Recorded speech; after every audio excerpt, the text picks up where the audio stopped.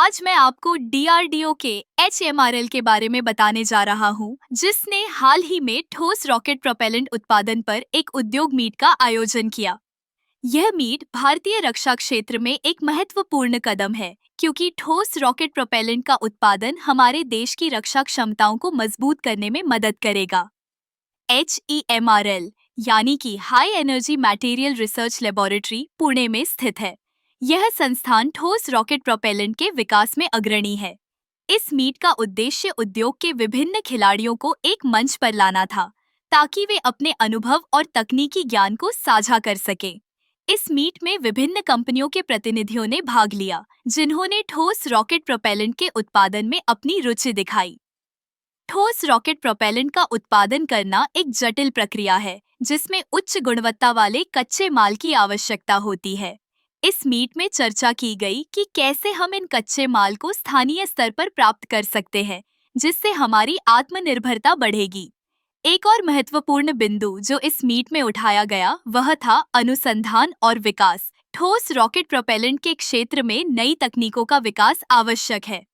इस दिशा में HMRL ने कई अनुसंधान परियोजनाओं पर काम किया है, जो भविष्य में हमारे रॉकेट प्रोग्राम को और भी मजबूत बनाएगा।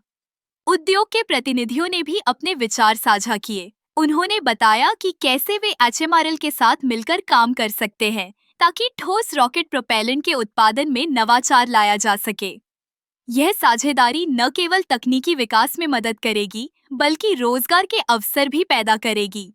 इस मीट में एक और दिलचस्प पहलू था, वह था ठोस रॉकेट प्रोपेलेंट के पर्यावरणीय प्रभाव पर चर्चा। आजकल जब हम पर्यावरण के प्रति जागरूक हो रहे हैं, तो यह आवश्यक है कि हम ऐसे प्रोपेलेंट का विकास करें जो पर्यावरण के अनुकूल हो। इस मीट का समापन एक सकारात्मक नोट पर हुआ, जिसमें सभी प्रतिभागियों ने एकजुटता से काम करने का संकल्प लिया।